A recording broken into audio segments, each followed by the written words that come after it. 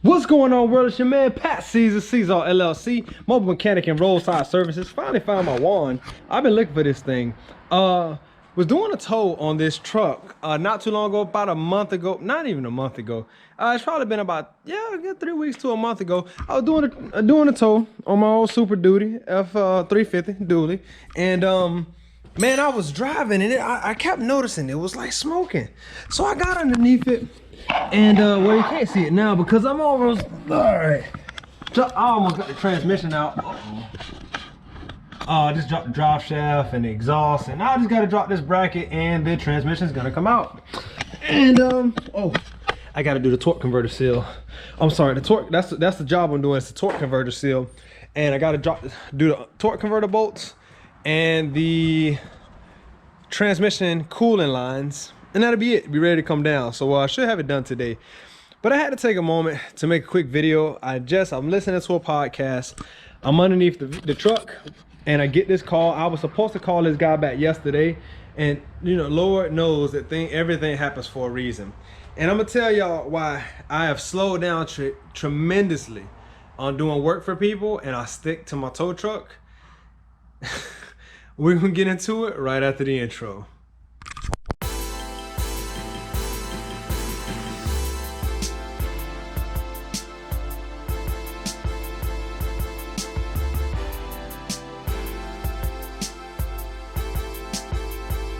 You know, dealing with people this last month, maybe it's been longer than a month, and I'm just making it sound, you know, or maybe it's been long. It's been quite some time, man. But I'll tell you what, here in the last like month though, I have about had it up. I'm short, just in case you guys are wondering. I'm not very tall. I'm trying to find a place to put this camera on this what's the name here. It's not working out so good. Something like that. That joint right there, yeah. So here in the last month, man, I'm short, and I've had it like up to here. And this was probably like, I don't know, like 6'2" or something. I'm 5'7". And I've had it up to like here with people, man, like not just regular people, but people who don't have money.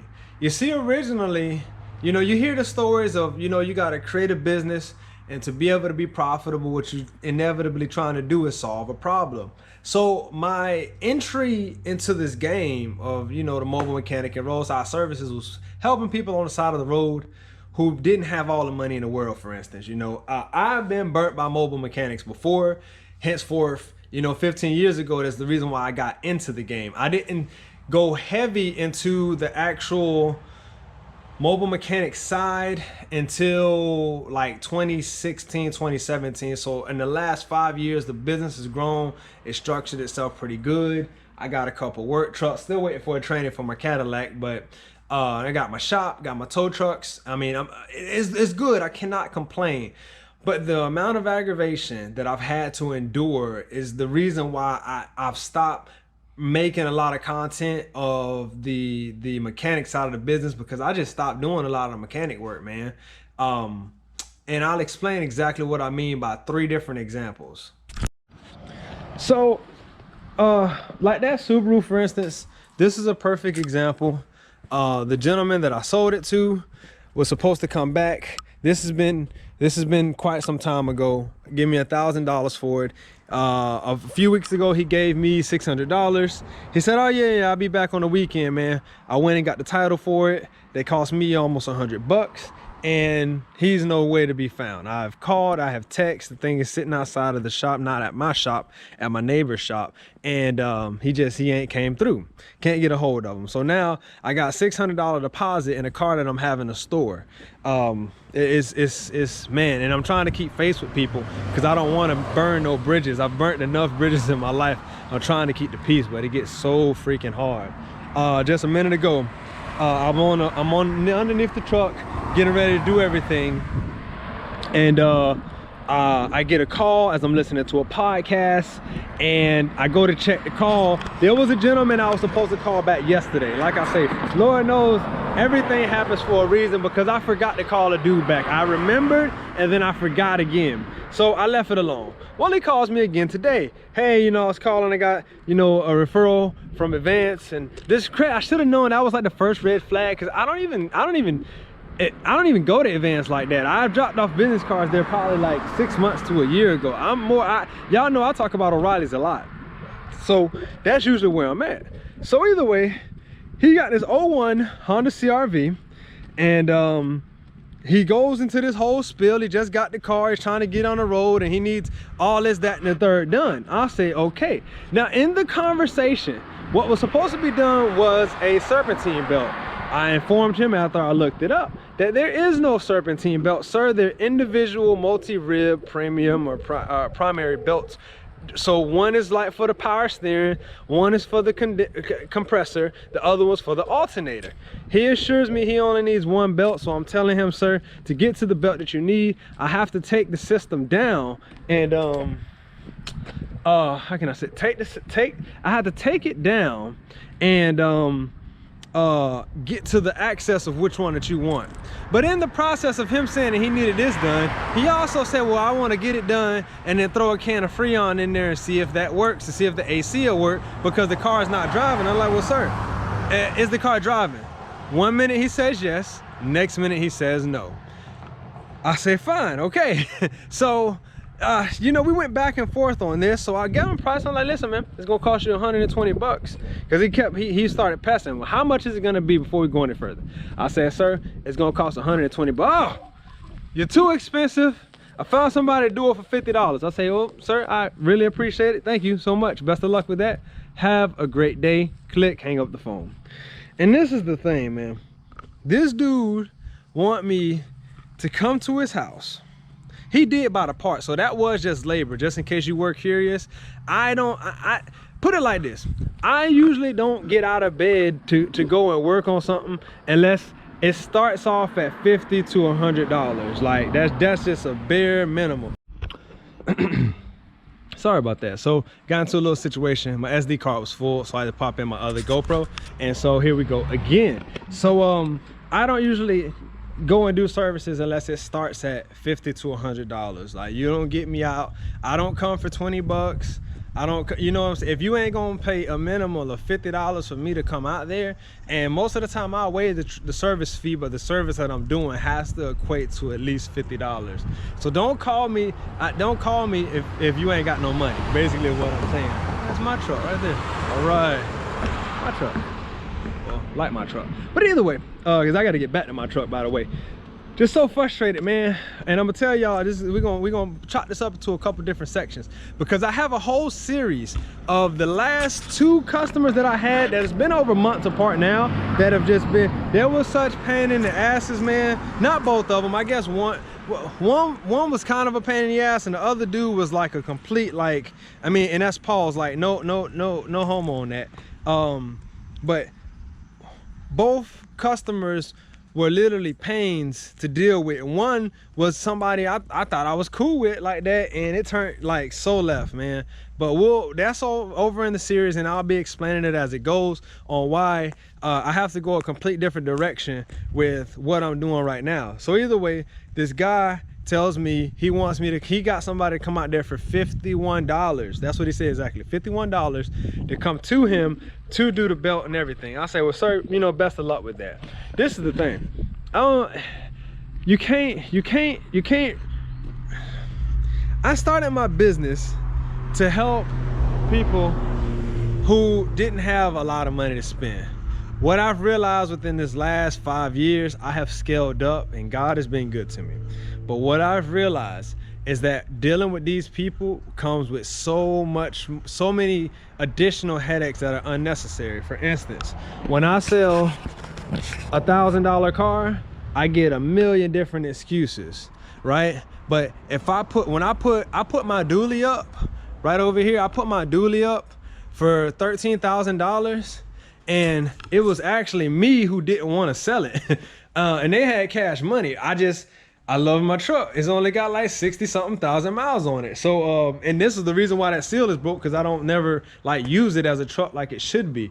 But when you're dealing with this, we're gonna just call it, shout out to Kevin Samuels on this, a high value buyer, right? And when somebody's wanting to spend $1,000, they are trying to pinch every penny and get as much as they can out of it. For some reason, the perceived value is different from somebody willing to spend $5,000 to wanting to spend $500. You see what I'm saying? So taking that into consideration, I've burnt myself out of like helping the people who they ain't got no damn money. Like I cannot continuously, I've done it for too long. And the crazy thing is, even some people who are referrals, man, I have been burnt so many times. I refuse to keep on going about this. My whole life is about to change for the better, and I'm, manifesting things right now that I got a lot of stuff coming for the channel, from the trucks to the business to everything. But if you're curious on why I've not been putting out as much do-it-yourself auto content, I'm done with helping people on that sense. And I'm gonna tell you something, the last thing I'll leave you with this, because we're gonna make a whole series on how to get those high value customers.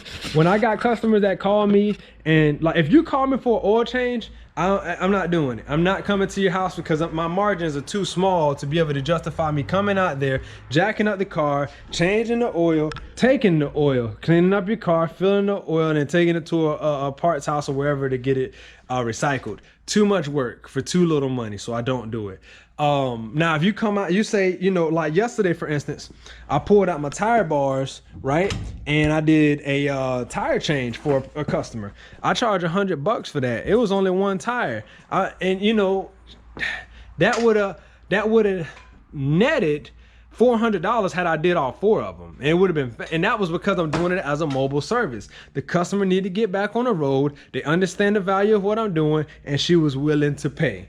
And that's just what it is. So I no longer will I accept customers who ain't got no money, man. As hard as this sounds, as mean as it may sound, when you deal with poor people, man, you get poor people problems and poor people excuses, and I've had enough of it. So the last thing I'm gonna say is, this guy told two now that I think about it. One's a young guy, one's an old guy. I towed a motorcycle not too long ago, and I don't know, I probably didn't post that video up yet, but it was my first time, the second time towing a motorcycle, first time towing one on my truck, and it wasn't worth it. Because the facility that I took it to, although the guy was cool, he didn't want to pay. I charged him $100. He says, well, the dude who usually does it for me charged me $65. I'm like, sir, no. Well, before I even left, the guy who I picked the motorcycle up from said, how much is he charging you?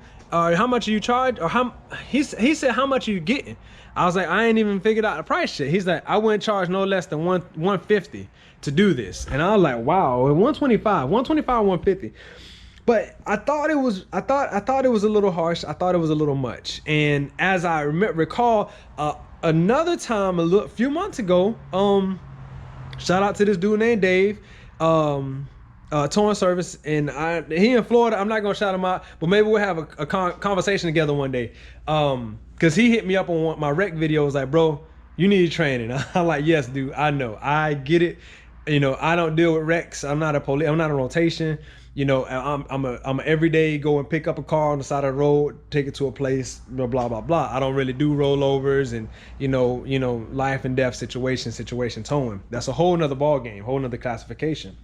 But he told me, Patrick, I charge $150 for hookup, $5 a mile. I'm like, what? He says, I don't care if you the police, I don't care if you my mama. $5 a mile, $150 hookup. So I called my other homies that's in the towing business. I called 3 of them. I'm like, bro, you won't believe this dude told me on what he charged, man. And they're like, no way he's getting that. But I can tell you this one thing. There's both of these guys with both of these towing yards. For one, they both do seem miserable. I'm gonna be honest. They seem pretty miserable in life, and I could understand. There's a lot of stress and a lot of frustration with what they do. But they both have a plethora of new trucks. They both have multiple locations. They both have a full staff of employees, and they both they both on a financial tip. I ain't gonna say on a spiritual tip, I don't know, but on a financial tip, man, I mean, these dudes, like, they killing it. Like, they are killing it. One dude, I mean, he got semi trucks. He do full towing and transport, and said the exact same thing.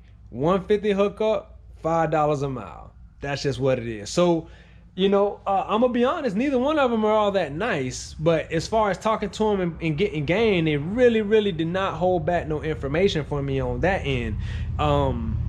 So I realized that this is one of the reasons why there's a have and have not society, and it's growing increasingly inside of America as we creep closer towards socialism and the capitalists like myself. I'm just trying to solve problems, which is help people stay on the road and you know, be on the road safely. And that's just not the rhetoric of what the day is. So, you know, as much as I have to, you know, I have to just admit, man, that those guys seem ruthless, but I mean, financially, hey, they doing it. And whether or not they spiritually whole or whatever, that's irrelevant. The main point is they're not in business to help people. They're doing a service, but they're not in it to help people. And I'm having a hard time with it, but the more people I deal with who don't have money, the more it's become apparent to me that I just can't deal with poor people, man. I hate